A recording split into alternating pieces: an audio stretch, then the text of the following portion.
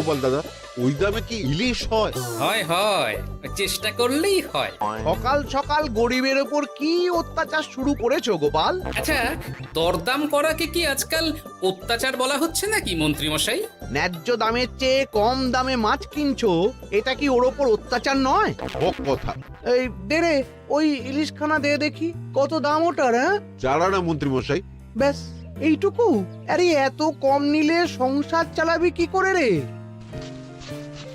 এই নে, 8 আনা রাখ। আরে ও গোপাল দাদা, তুমি কি নেবে গো? পুঁটি দিয়ে দে, গোপালের জন্য ওইটাই ঠিক আছে।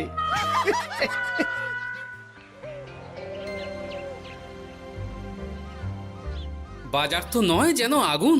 দাও একটু জল দাও দেখি, খেয়ে প্রাণটা জুড়াই। পুঁটি মাছ কিনতেই এই অবস্থা, ইলিশ মাছ কিনতে বললে তবে কি করবে গো? ইস,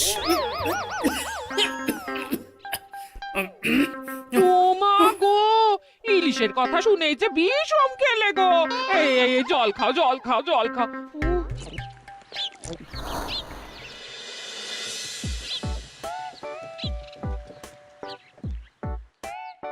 আরে বাবা জীবন যে, তুমি কখন এলে? হ্যাঁ, এই তো বাবা এক্ষুনি এলাম। ওমা, এই বাবা জীবন যে, আর মিনুমা কোথায়? তাকে দেখছি না কেন? মিনু মিনু তো আসেনি আমার সঙ্গে, আমি একাই এসেছি। সে কি কথা? তাকে ওখানে ফেলে একা চলে এলে তুমি? সে তো আমায় ঝগড়া করে বাড়ি থেকে বার করে দিলে। হ্যাঁ, আমার তো আর যাওয়ার জায়গা নেই, তাই ভাবলাম যতদিন না আপনাদের মেয়ের মেজাজ ঠিক হচ্ছে ততদিন আমি এখানেই বেশ করেছো বাবা, বেশ করেছো। এ তো তোমারই বাড়ি গো, তোমার যখন ইচ্ছা হয় তখন আসবে। হ্যাঁ, কিন্তু মিনুমা তো এমন করে না কখনো। সেটাই তো আমিও ভাবছি, কি যে হলো হঠাৎ করে। একসাথে থাকলে অমন একটু আধটু হয়। তুমি কিছু চিন্তা করো না বাবা, সব ঠিক হয়ে যাবে। হ্যাঁ, আহা, তুমি এখানে দাঁড়িয়ে থাকলে কেন? যাও বাজার করে নিয়ে এসো। জামাই আমাদের কতদিন পরে এলো। হ্যাঁ, চেহারাটাও কেমন শুকনো লাগছে গো। আহা, রাতে কি খাবে বাবা? লম্বা চালের ভাত দিয়ে একটু পাঁঠার মাংস করে দিই। হ্যাঁ, ওই শুরু হয়ে গেল তো। সে তুমি যতই বিষম খাও না কেন, জামাই আমাদের পাঁঠার মাংস খাবেই খাবে, আমি বলে দিলাম। হ্যাঁ,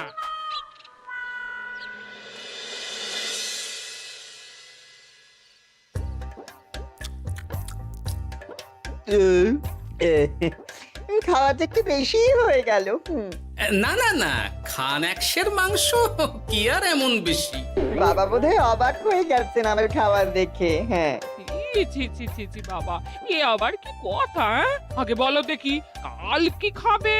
আরে বাবা, আজকেরটা হজম হতে দাও আগে। তুমি চুপ করো না, আমি তো জিজ্ঞেস করছি ওকে। আসলে মা কি জানেন তো, অনেকদিন ইলিশ খাই না, তাই ভাবছিলাম কি। আমি বলি কি বাবা, আজই তো সবে গুরুপাক করলে, ইলিশটা না হয় কদিন পর হোক। একদম না, বাবা জীবন যখন মুখ ফুটে বলেছে তখন কালই ইলিশ হবে। হ্যাঁ,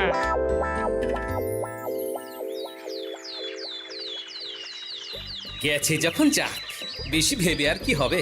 তার চেয়ে বরং গিন্নি যদি একটু তেল ঝাল দিয়ে কষিয়ে রান্না করে, অনেকদিন পর জমিয়ে ইলিশ খাওয়া যাবে। কি এত একা একা ভাবেন বলুন তো বাবা শ্বশুর? ও বাবা, তুমি আবার উদয় হলে কোত্থেকে? শ্বশুর বাড়ি এসেছি বলে কি খালি হাতে বসে থাকবো নাকি? এই একটু বাজার করে নিয়ে এলাম তাই। বাহ বাহ বাহ বাহ বাহ বাহ বাহ, কি বাজার করলে শুনি? তেমন কিছু না, ওই একটু চুনো মাছ আর কুমড়ো শাক।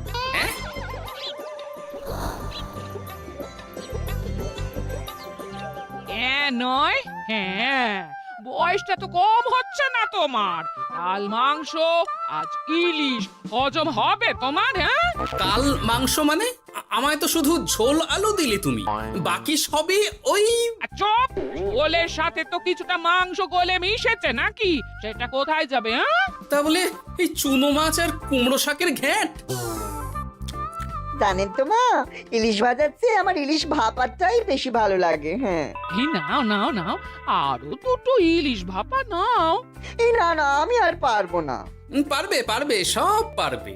সবে তো 6খানা হয়েছে, আর না নিলে হয় কি করে বলো? হতভাগা, গোটা ইলিশটা সাবড়ে দিল।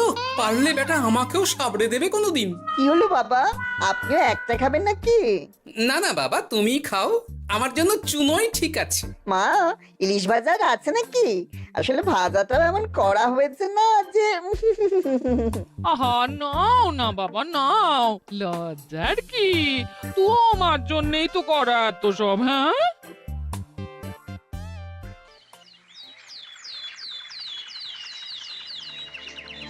উফ, এই কতদিন পর একটু ভালো মন্দ খেয়ে গায়ে একটু গতি লেগেছে আবার। খিদেটা আরো বাড়াতে হবে। যত খিদে বাড়াবে তত পেট ভরবে, আর যত পেট ভরবে তত শরীর ফুলবে।